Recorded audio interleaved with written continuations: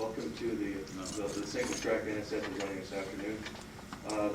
Our first talk will be given this afternoon by Gregory Bennett, and he'll be talking on hotels in space. A little bit about Greg Bennett. He recently went to work for Bigelow Aerospace in Las Vegas, Nevada, where he's Vice President of Spacecraft Development. He's the founder of several successful nonprofit organizations, including the Artemis Society, and writes in science fiction as a cleverly disguised pseudonym of Gregory Bennett. Without further ado.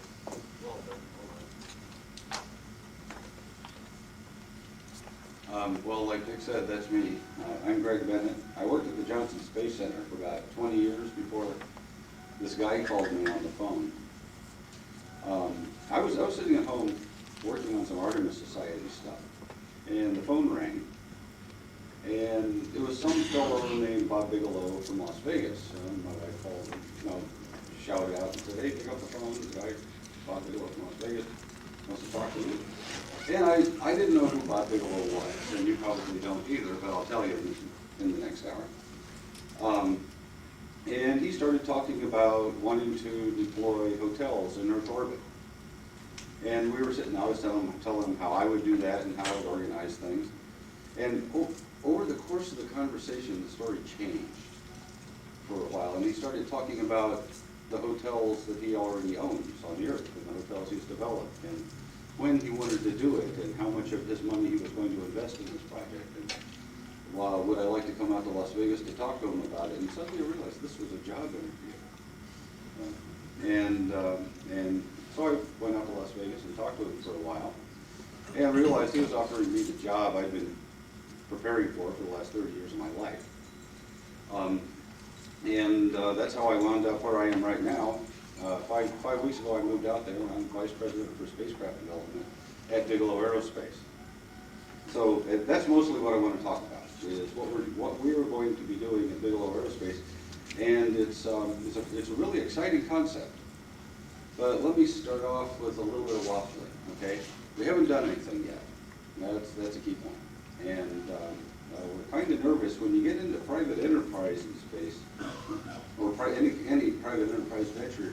You get kind of nervous about maybe somebody might be making promises that you can't keep, and we certainly don't want to make promises we can't keep. So, but I'll tell you up front, we figure we've got a little better than half a chance of accomplishing this mission within the next 15 years.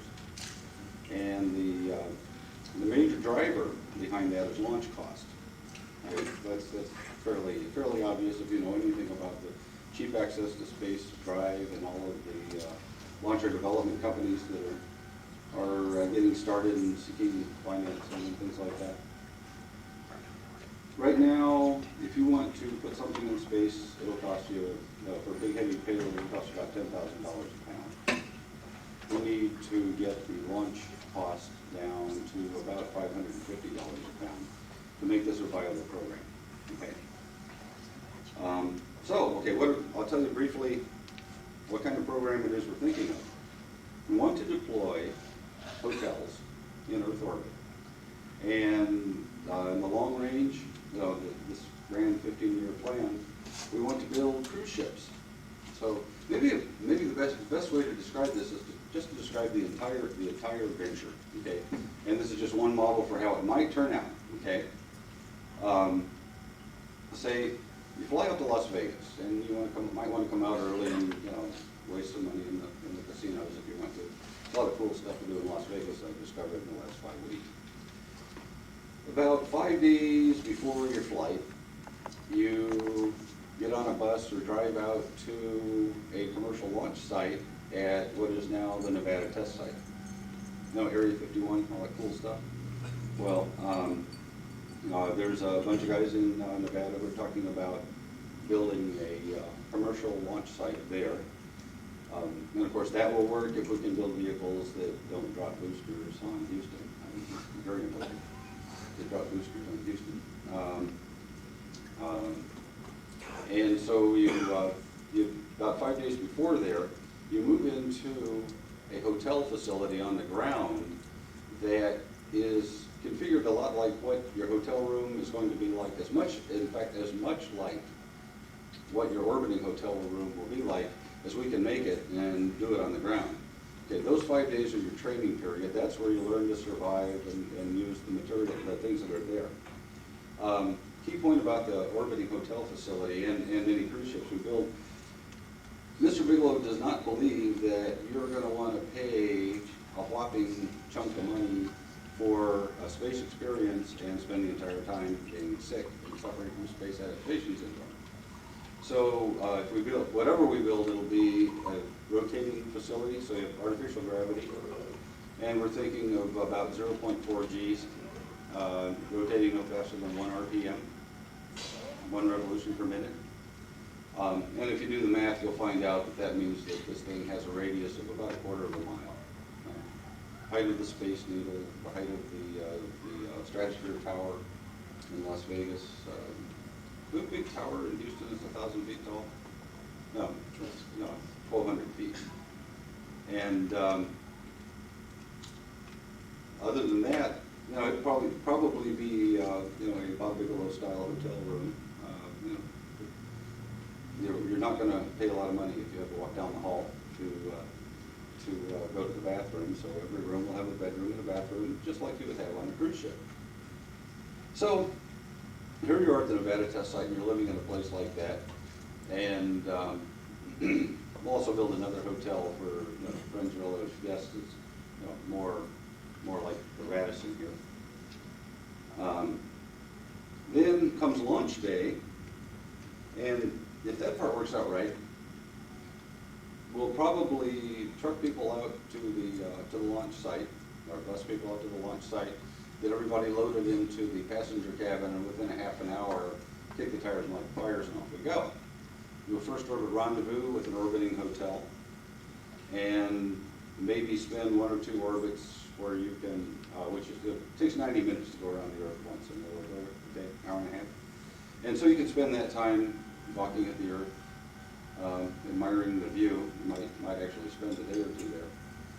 And what we're waiting for, while you're admiring the incredible view that astronauts keep talking about, and enjoying what other amenities we can build into the hotel, what we're waiting for is the cruise ship to come by.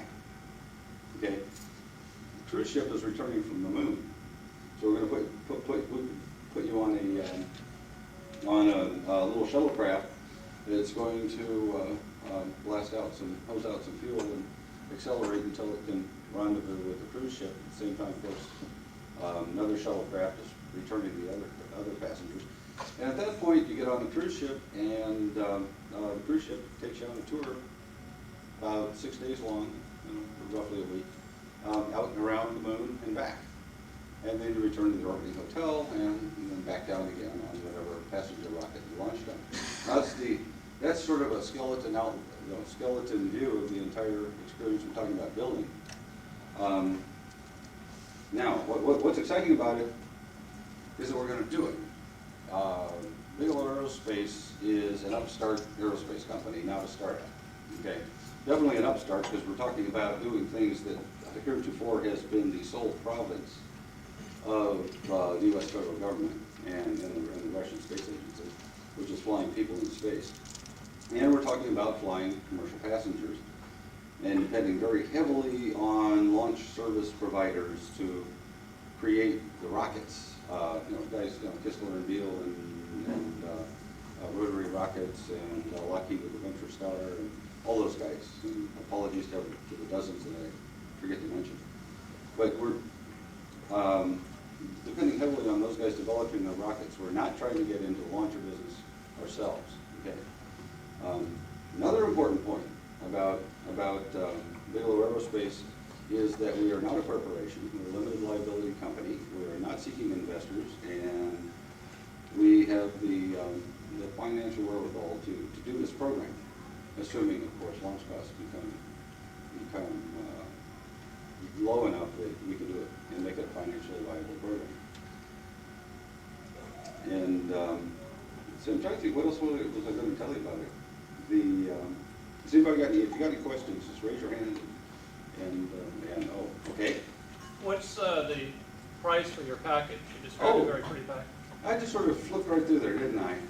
Probably initially, for that little tour I was talking about $250,000, $200,000 to $250,000 is what it's going to cost. That's the bad news. Okay? Not a lot of us could afford to spend that kind of money on a vacation, although of course there are many people who do. Now, the good news is we're talking about a reference design that has about 100 passengers and 50 crew members for those 100 passengers. So if you can't afford the ticket and can't see your way to save up for it, maybe get a job on a crew. Is this a 2-week vacation, or how many nights in Spain? Huh? How many nights in Spain?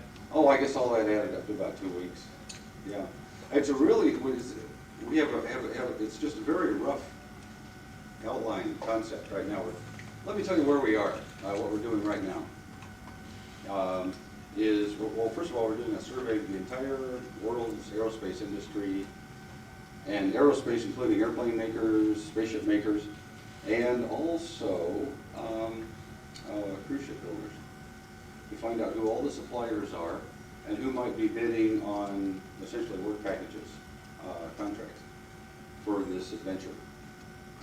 And as soon as we've got our database of suppliers pretty much put to bed, we're going to move into a conceptual design phase. We're starting small, at most a couple of dozen people. And incidentally, we're looking for industrial designers. I've got a desk drawer full of resumes from rocket designers. And it's a little bit early in the program. In fact, it's way early in the program to hire guys that know whether to choose between lithium hydroxide canisters and molecular sieves for removing carbon dioxide from the atmosphere. And obviously, we have to have an atmospheric revitalization system. But those details are way downstream. We haven't even gotten close to the preliminary design phase yet. We want to do the conceptual design. In parallel with conceptual design, we're developing an engineering building in Las Vegas. Anybody know anything about layout of Las Vegas? It's in a mountain valley in the Rocky Mountains, mostly surrounded by desert, little scrub plants with some high mountains around it. And we get snow caps on the mountains for most of the year, not right now. Just off to the west is the famous Red Rock Canyon National Park. And off in the foothills to the west of the town is where we're talking about building our engineering building, which will be, of course, a Las Vegas-style engineering building. I mean, you know what the hotels look like in Las Vegas, right? New York, looking like New York City, and the Luxor Hotel and giant Egyptian pyramid. Well, our engineering building will be a Las Vegas-style engineering building. That's going on right now. We may break ground on that just as soon as we can get all the deals made with where we're going to, which patches that we're going to build it on, and get all the contracts out to all of the subcontractors as we build the parts of the facility. So that gives you a real good idea of where we are and when it'll happen. As I said, we figure we've got a better than half a chance of pulling this off for the next 15 years. It can happen a lot sooner, and it really, really depends on getting the launchers going. What else am I forgetting to talk about? Hey, Bob? On the cruise around the moon, are you going to supply artificial gravity there? Yes, yes. That means you're going to rotate the ship for two pieces, or what? Well, it could be, and you can tell, we are so like new. I do not pieces have back fancy there. view graphs to show you. Want to see fancy view graphs? Come to the Artemis Project presentation tomorrow. I mean, the Artemis Project is farther along than Bigelow Aerospace and the space hotels. One design concept has a big dumbbell shape with a bunch of little modules at one end, maybe a bunch of modules at the other end, or maybe a service facility. The torus design is another obvious one, where you essentially have a big donut. Excuse me. No, a big donut in where all the modules are linked together, and the interior layout probably in either one of those two cases. If you have a back up. In most of the existing launchers, the big launchers that are under development now, and obviously the Space Shuttle and the Titan IV, the heavy cargo freighters that we have today, the launch envelope, or the payload envelope, gives you a thing that's about 40 feet long and about 15 feet in diameter.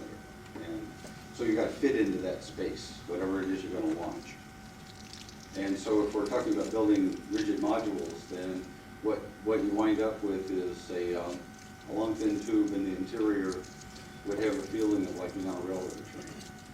You know, a sleeper car, where along one side you build a hallway, and then there's your room, off next to it, and the service junk runs above and below that area. Another alternative, and this was a serious proposal, and we're tearing our hair out. Not that I had any to tear out, but trying to figure out how to get into business with inflatable modules are a possibility. Inflatables are neat because fitting into that relatively little launch package envelope, you can get a lot more volume because you send the thing up to orbit and then fill it full of open the gas, pressurize it to 1 atmosphere pressure. You have a much larger facility. Has everybody heard of the Trans-Hab? Anybody know about that? Especially, Mars fans probably would, because there was a big push on to develop the Trans-Hab as a potential Mars habitat, which also might have killed its doom, so we won't do that again. So, sneak it in a different way.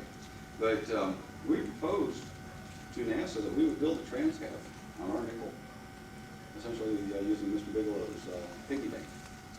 And then we would lease it to NASA if NASA would just come through and sign a long-term lease so that we didn't lose too much money on the deal.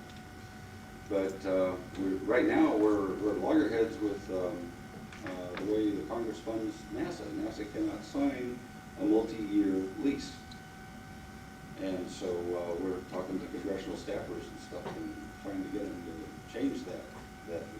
It's not really, it's a federal law. It's not written into the Constitution or anything.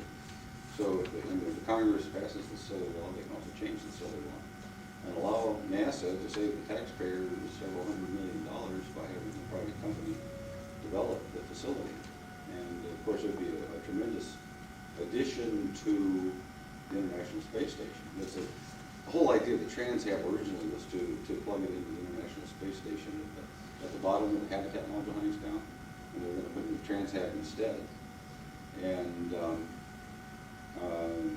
you can't go forward with that right now. It's just simply because Mr. B isn't going to take the financial risk of building and deploying this module on the space station, while unless he's got a lease agreement signed. Chances are we could do it and trust NASA to renew the lease every year, but I think that would be running afoul of the, and so the congressional staffers also think that it would be running afoul of the intent of the way the Congress funds NASA from year to year. Making these multi-year commitments could get them in trouble. And obviously, it would be just total politically bad to let a private company develop the thing, let it up there and say, okay, thanks, we're not going to pay the bills now. So we're stopped at that point right there. But inflatables are certainly a possibility, and of course, if you add inflatable pressure vessels to the possibilities where you've got most of the services in the core, and then create the larger volume around it without a lot of outfitting in that volume, then that becomes cost effective. The problem with inflatables, they're really cool, but it turns out that discounting launch packaging, they actually have a higher weight per enclosed volume than rigid modules. Another possibility, of course, would be rigid modules assembled in space by astronauts, and you assemble them and pressurize them. That would be an engineering challenge, but not undoable. And so, and if we can come up with a way, we gotta have an EVA-friendly design, we've gotta put these things together in zero-G, and nothing stays put in zero-G. One of the things I did for the last 10 years at the Johnson Space Center, I was manager of the EVA assembly and maintenance development on the International Space Station. And you know, learned the hard way that EVA is not as expensive or dangerous as people make it out to be, but it's a real pain in the neck when you're trying to assemble, especially big things, and nothing stays put. You know, you can't just. It's worse than being inside, because at least if you lose it, you can go find it. You know, things go and stick in the vents. But if you lose it overboard when you're out EVA, you got a mess. So that would be a great engineering challenge, but essentially opens the architectural possibilities to almost, well, to limit your imagination, I suppose. Gee, I wish I had some figures to show, but I don't. We haven't drawn any figures yet. Yeah. I have two questions. First of all, have you considered using the shuttle external tank as a pressurized volume? Yeah, we spent a lot of time, especially talking to big fans of using external tanks, and we're quite a few. Right now, the external tank has it has a couple of major problems to be used as a commercially viable pressure vessel. First of all, when you launch an external tank, assuming everybody know this story. I mean, on a typical shuttle launch, the external tank, which of course is a huge volume, it's that big thing next to the orbiter. It gets accelerated up to 98% of orbital velocity. In fact, it's smoking so fast that when the shuttle separates from it and that big aluminum tank hits the atmosphere, it burns up almost entirely into aluminum dust. Back even before STS-1, people were noticing, gee, that looks an awful lot like a space station.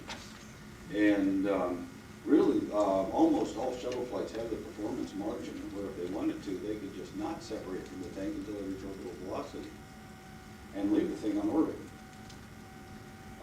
And so what you've got at that point, you know, say, and suppose we do that scenario and we start launching shuttles and we separate from the external tank after we've reached orbital velocity. And right now, the only reason the shuttle separates at the time it does is to prevent the tank from going into orbit, where it would become, hazard of astrogation.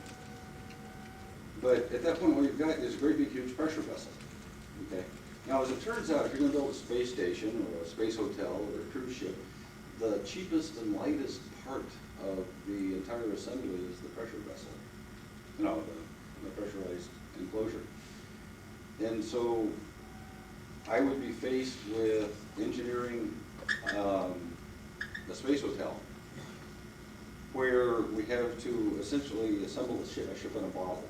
Everything's got to go through this 3-foot diameter hole and be assembled by astronauts on orbit. And astronauts on orbit, their time is going to be very expensive, even if we get it down to $550 a pound to launch passengers, which we might not do. The important thing is the $550 a pound is the freight cost. The passenger launch cost, I'm not sure how hard that hits the equation. But most of the cost of your trip is going to be the flight to orbit. Anyway, so that's one of the big problems. It's a big stumbling block for using external tanks. On the other hand, I'm kind of a fan of the idea of boosting those things and leaving them on orbit and gathering them there, simply because, 40,000 pounds of refined aluminum? Sooner or later, somebody's going to think of something to do with that. I mean, it's an incredibly valuable resource. If nothing else, you put a big old rocket pack on it, accelerate it, slag them into the moon, and build a high-grade aluminum mine that we're going to use. I'll tell you about that, the Artemis project, tomorrow. So there's a lot of cool stuff we could do with them. From a practical standpoint, the other thing that's a problem with the external tank is that where it's been. The thing was sitting there on the launch pad, and all of a sudden somebody came along and insulted all this aluminum by filling it with cryogenic hydrogen and oxygen. The hydrogen down near absolute zero. And so we cold soaked it. Aluminum turns kind of neat at those cryogenic temperatures, gets very strong, but it hates strain hardening. And so we've got this thing, we've cold soaked it down to near absolute zero, and then 10 minutes later we ramped it up to plus 250 degrees Fahrenheit, which is a tremendous temperature gradient, run very quickly. And we put a huge amount of strain hardening into the aluminum. And I was talking to Jim Muncie, congressional staffer for Dana Rohrabacher and Mr. Sensenbrenner, a couple of congressmen that like to get into the space stuff in a big noisy way. I fully support clause he's trying to get into the NASA appropriation bill to insist that they put at least one of these things on orbit and just go out and radiograph it and X-ray it and stuff like that and find out what is it that we have if we do this. What kind of shape is that external tank in? Is it full of punctures and pinholes? Is it brittle? Find out what we got when we get there. Because right now I can't do any engineering because we really don't know. And the worst case assumption is that we've got a very weakened, fracture-laden pressure vessel there, which at least has value as refined aluminum. And some other neat things, all the little fittings and fiddly bits that go into an external tank, not to mention the wire. But the real big stumbling block with that is just the labor hours required for on-orbit assembly. That was the external tank. Let's see, what else I was going to talk about? Anybody care about who the heck Robert T. Bigelow is? And how we got to where we are? Has anybody here ever heard of him before? That's three. We might be kind of wondering, who is this guy who's arrogantly standing here saying we're going to build space stations and send things around the moon, and we know we don't need investors. Thank you. So I'll tell you a story about Mr. Bigelow. About 30 years ago, I think he had his bachelor's degree in business administration from the University of New Mexico. And he borrowed $20,000 and he bought a hotel. So he fixed it up and started operating it. Started earning some money. I think he sold that one. And then he just kept buying hotels and buying hotels. Over the last 30 years, he's gotten into the point now where he owns, have you ever heard of Budget Suites of America? It's a chain of hotels where every room is a little efficiency apartment with a full kitchen, and it sort of blends into the dining room and the living room, the little bedroom off the side, full bathroom. That's what every one of those rooms is. Well, right now, let's see, there's 10,000 Budget Suites hotel rooms operational. And I'm borrowing my office space incidentally from Bigelow Development Company in Las Vegas, and so I could, if I'm curious about what's going on at Budget Suites, I can at least see all the new hotels that are in escrow right now, and there's about 24, I think, because everyone has, it's kind of cute the way they've got their office laid out. Everyone has its own little cubicle, its own little desk, and all the drawings and their pictures of the current status of the hotel. And they've got folks that update this every day, so you can see all these new hotels that are under development. The amusing thing about Budget Suites in America and the rate at which they are developing hotels is that the limiting thing is finding qualified program managers or project managers to manage the development projects. It's not a capital problem. It's not a problem in market demand. But they just can't find qualified project managers to build a hotel. Okay, back to stories about Mr. Bigelow. Well, like me and like many of us, he's a child of the Apollo era, and quite a space enthusiast, and always has been.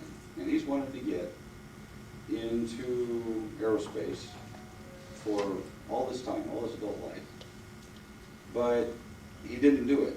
And he figured that, the only game in town for the last 30 years has been government aerospace, and he just does not have the temperament, doesn't have the personal philosophy to be a government contractor. He's never had a cost-plus contract from either side. He's never done one, never let one. He doesn't understand them. He's not even sure he believes they exist. And that pretty much leaves it to, okay, here's Bob sitting there saying to himself, If we're gonna get into the space business, we've got to wait until we're ready to do this commercial enterprise. Then, of course, if he was going to get into space, telecommunications isn't his bag. The hospitality industry is. And so he waited until two very important things happened. And they actually happened simultaneously just around the first of this year. One, he was convinced that he could see reasonably on the horizon a reduction in launch costs to the point that a project like this would become commercially viable. The other one was he wanted to make sure that from all the fun he's been having with hotels all these years, he had a personal revenue stream going into his checkbook, into his piggy bank, where he could sustain his aerospace business indefinitely without any income at all. Get the point? That means that he didn't want to start until he was sure that he could continue and just continue on indefinitely, no matter how long we have to wait for somebody to come up with launchers for both people and freight. So that's the financial situation we're in right now, which is kind of the opposite of an awful lot of aerospace proposals among the startups, which is there's a lot of people that have an extremely clear and solid vision of exactly what they want to build down to the last nut and bolt, but no way to finance it. And we're kind of at the exact flip-flop of that is that haven't yet quite figured out, I mean, we know what the mission is. I described what the mission is. It sounds like a really incredible vacation tour. It would be a really cool place to work. But in terms of conceptual design, there's almost infinite solution space. And of course, my job is to down select and then design and figure out what we're going to do. And have a heck of a lot of fun along the way. This engineering building that I mentioned, definitely it's going to be in Las Vegas. It'll be built as a tourist facility. Whether we're going to charge for tours or not, I don't know. Charging nickel and dime stuff is not Mr. Bigelow's historical style. On the other hand, if it costs money to conduct tours, then he might charge for tours or something. Some of his pals might build a theme park around it, or not. None of that stuff has really been decided. Anybody got any other questions about what we're doing? I get the feeling I'm leaving out thousands of stuff. Yeah.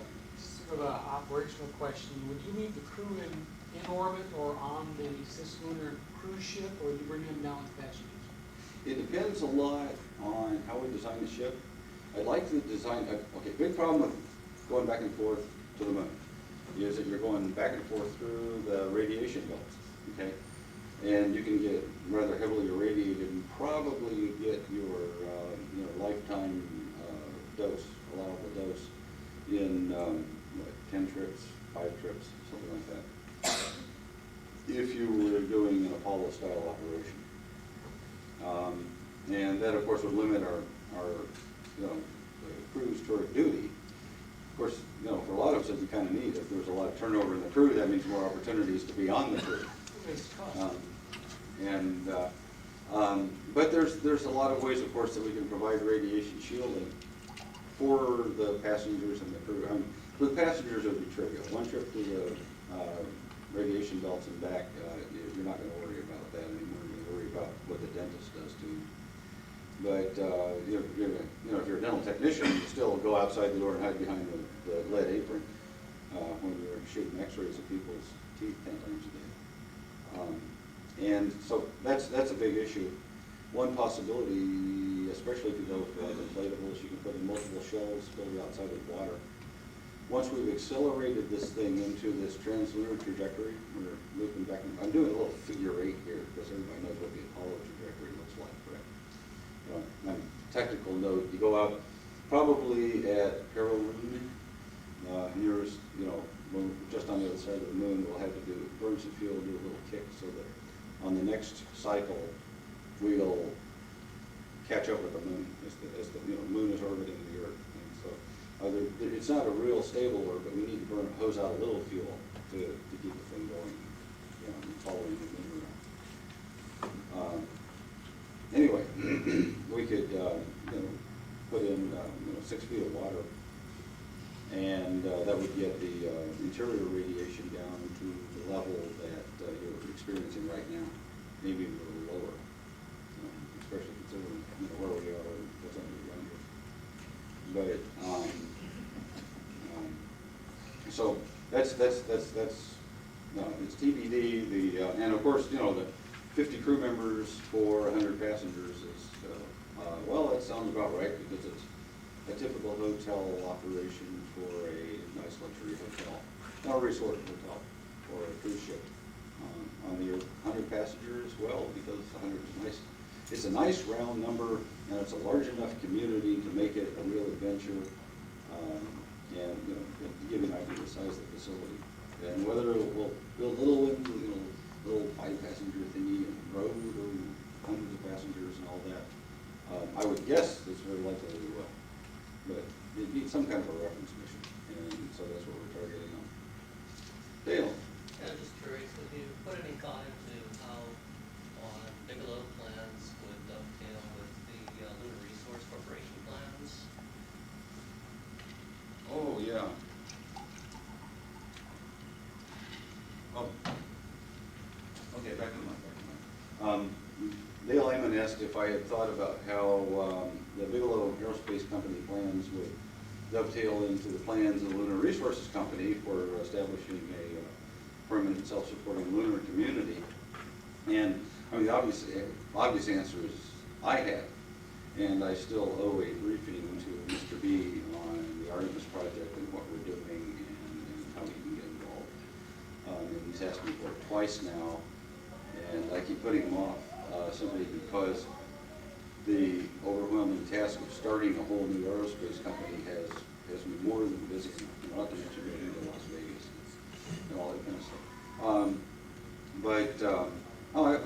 Part of the scenario, in the story I just told, we now have a 100-passenger, 150 total crew complement spaceship that's going in a translunar trajectory.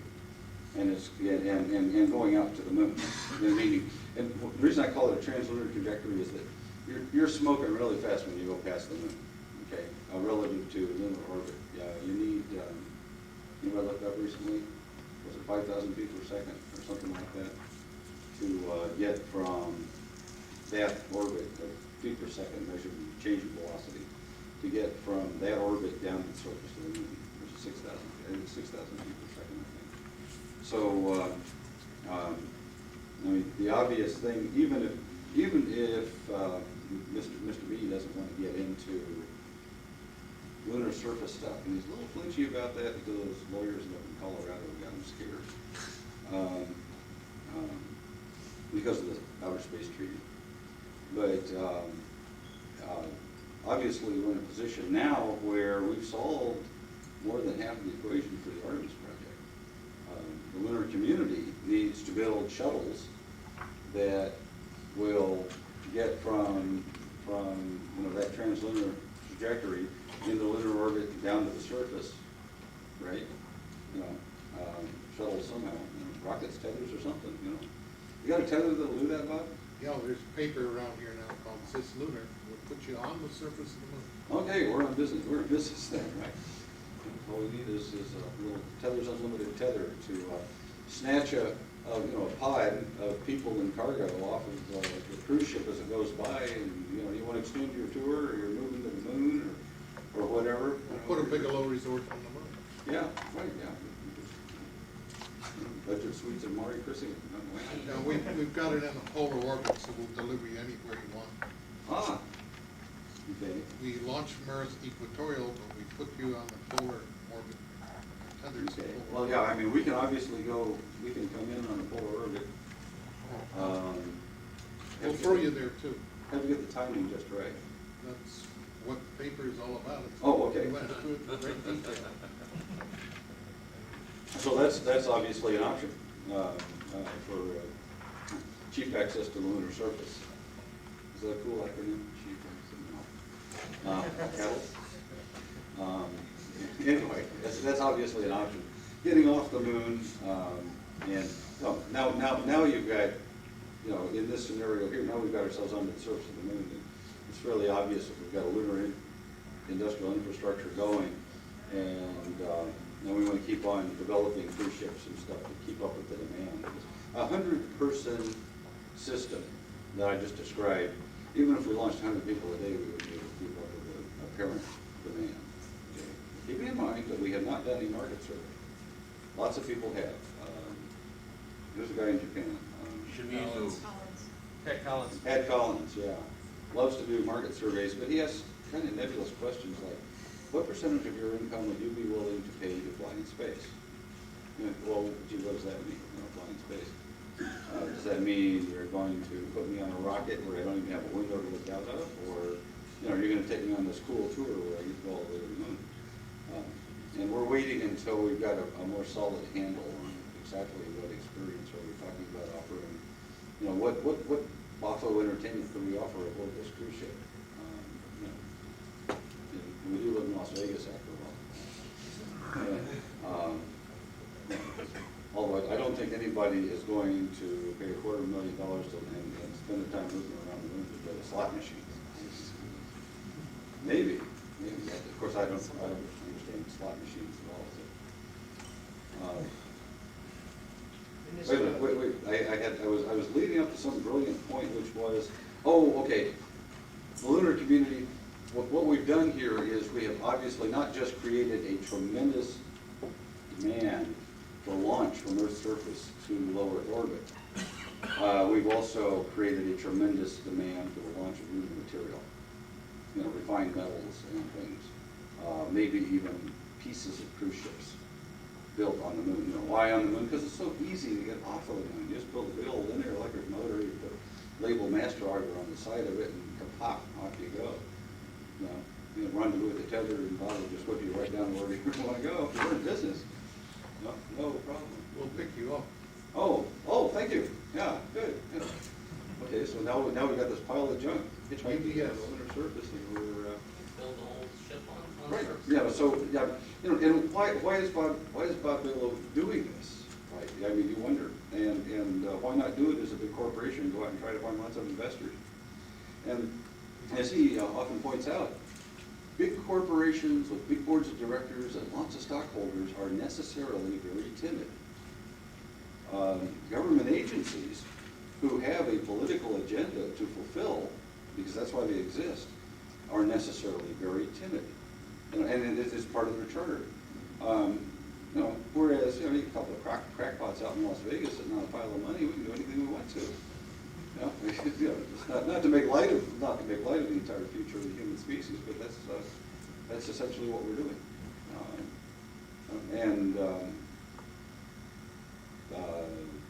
It sort of solves the equation. When we flew out, first week I was there, we flew out to a meeting with John Spencer, the Space Tourism Society guy, space architect, anyway. And John said about, you don't know how long I've been waiting for some billionaire to come along and want to build space hotels. And because I got a smile out of Bob until I said, you can say that again. Oh, well. Yeah, Richard, I'm sorry to interrupt you. How long is the transit past the moon from the next orbit? Is it a good or a bad thing? Well, yeah, you'd probably be within, you know, like real good eyeball range of the moon for an hour and a half. I'm guessing, okay? We haven't even worked out that kind of detail yet. But a typical lunar orbit, 60 nautical mile above the surface, is about 2 hours. Almost exactly 2 hours. Now, if we want to enter lunar orbit, I don't think, and we're talking about a facility to weigh upwards of 1 million pounds. And, you know, as much as the International Space Station and more. And so we're not going to want to be accelerating and decelerating unless we pay to get it accelerated. And that itself is an assumption, you know. Call me up in 5 years and tell me I was wrong, that maybe the cost of accelerating and decelerating rockets somehow will get down to the point that we'll just fly up to one cruise ship. Maybe one of the rocket companies will say, you know, don't fool around with a low Earth orbit hotel. We can put you on a translunar orbit and do ship as it comes around. Maybe that is, maybe the whole scenario will change. Maybe you want to stay on for another tour. Second week, or something like that. So, gives you an idea of how nervous we are. Ma'am? Mr. Bigelow isn't in the launch business, but he's dependent on the success of those companies. You bet. Is he investing in any of them or doing anything to help them succeed?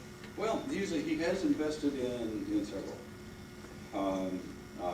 not as a major partner. He's also an investor in companies like SpaceHab, a little laboratory that flies in the space shuttle. If you look at all the Artemis projects, you see SpaceHab all over them. And on the way to the moon, back and forth. But he does not want to be the financier of launch companies.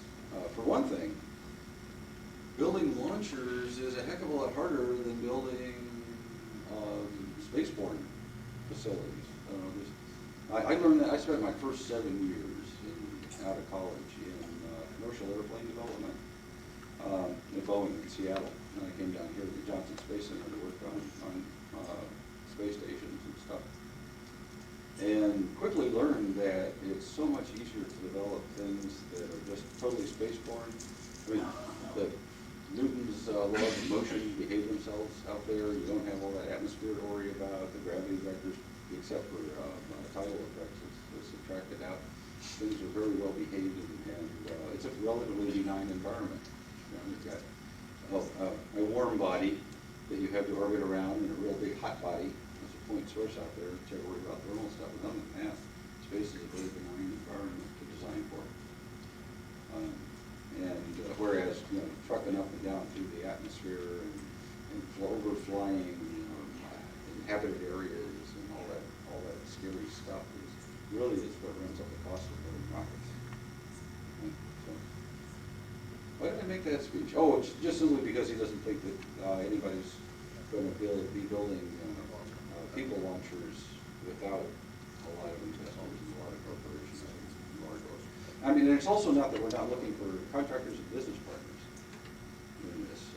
Don't have any intention of going it alone, and we certainly don't think we'll be the only company in this business.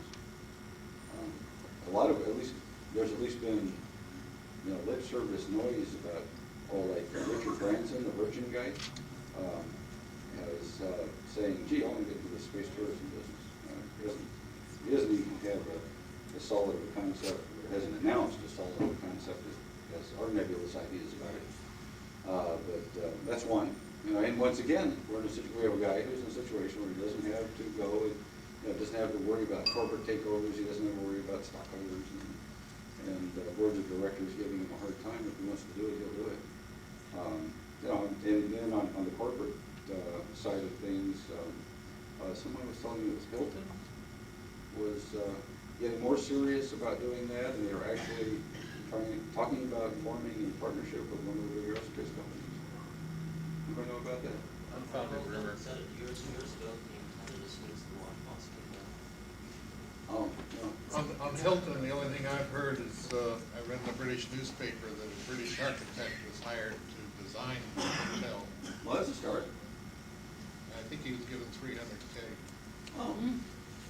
Oh, okay, so it was, Just design the lunar hotel. Oh, neat. Yeah, how do you get a hold of those guys? Yeah, that was published. That design was published. Yeah, right. It was frankly ridiculous. Well, yeah, the architect didn't know much about space. No, we should have given me a call. He was gonna give them magnetic shoes to make sure they didn't. Oh. Magnetic shoes on the moon. On the moon. Oh, boy. Oh, okay. Has anybody else got any other questions about what we're doing, hotels in space, comments, daydreams, ideas? Yeah. Yeah. Do you, I guess it's maybe a little worried, do you expect the launcher that takes the people up there to stay at the hotel, or do you envision some other form of like? Right. In our baseline daydream, I don't want to say baseline design. Okay. We're assuming that we have a emergency passenger return vehicle. I think that will be a lot less expensive than tying up to the capital resource where you have to have a fully operational launcher there, I think. I could be wrong. And that's, one of the things, of course, we're looking for the launcher companies is to tell us what's the payload envelope we have to work with, and and how much mass can we launch. And we'll design for that.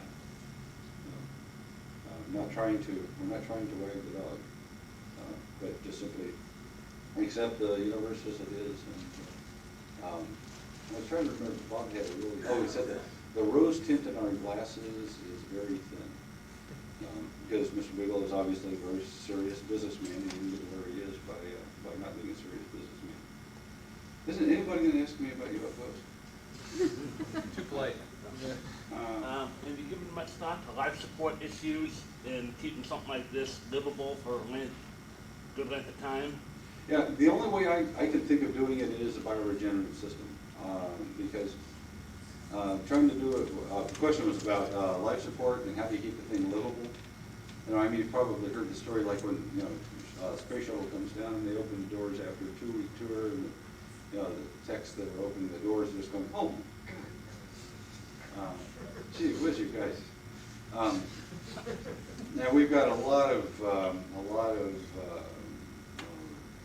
effluents from life systems like large mammals like us that we have to scrub out of the atmosphere.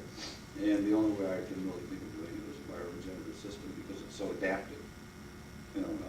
Bacteria and plants are adapt so well to whatever they can eat, and whereas molecular sieves and those sort of things do not. And that means what will the interior of this hotel look like? It'll probably just like the moon, basically. Lots and lots of plants everywhere you look.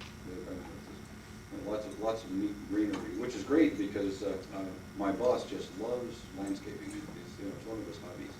The corporate headquarters out there in Las Vegas is a place called Park House, and if you're going to go looking for a company headquarters of the big old companies, you might be looking for some big steel and glass office building, but that's not his style. It's a big Tudor mansion just north of Tropicana on Eastern Avenue called Park House. And it's called Park House because he took most of a city block and built a big mansion with a park behind it. A little mountain out there with caves you can go through in the secret room that I haven't found yet. And then he built the kids' park over here for the grandkids. It's a wonderful style. And the whole thing is just this wonderful tropical Hawaii-style landscaping everywhere he goes. He loves that kind of stuff. So I wouldn't be surprised if even if the thing looks like the layout looks like a train, there isn't a waterfall or two, and some palm trees and stuff. Yes, sir. What sort of power source are you considering for your hotel and your cruise ship? Well, from a practical standpoint, I would guess either solar dynamics or nukes. Nukes are incredibly convenient because you don't have to worry about which way you're pointing. And we've got a rotating facility here, right? That means that it will want to always continue to rotate in that one plane. And it makes it really tricky keeping things pointed at the sun, unless, of course, your torus is, or your virtual torus is rotating edge onto the sun.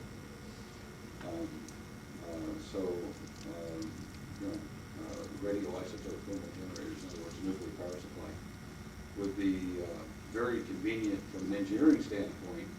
But Jeff Landis tells me that they cost more than solar dynamics. Even at the kinds of power levels we're talking about, so maybe we'd get better off with all the mechanisms of a solar system. You know what I mean?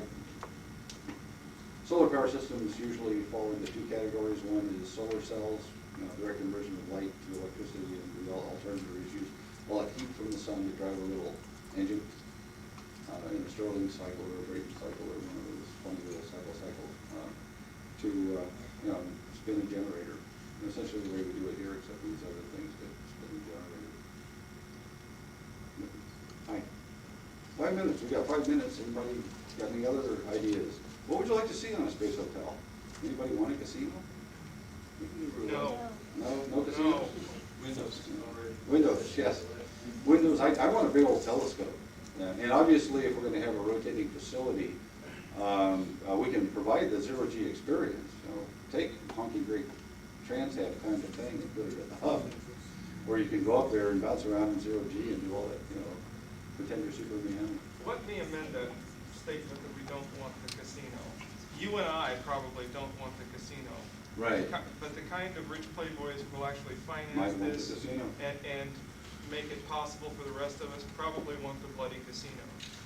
And I base that on my experience in traveling in the Galapagos Islands. We went down there for the solar eclipse. Yeah.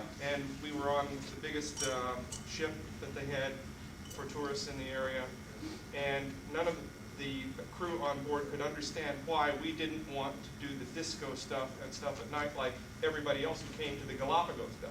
Right. The Galapagos is evidently a great spot to check off on your jet set list, but nobody really cares about seeing the Galapagos. They just go there. Oh, okay. So, yeah, and obviously, you know, this is private enterprise, the point's very well taken. If the customers want casinos, you know, if they want the crazy girls and the G-strings, then we'll do what the customers want. Now, I was on a cruise ship to Antarctica, and it had a little area set off for the casino. It got virtually no action at all. These people were interested in an expedition. The captain was going to have us dressed for dinner nearly every night. We dressed up twice in 2 weeks. So, you know, it is going to kind of depend on the clientele. Right, and it might even vary from trip to trip.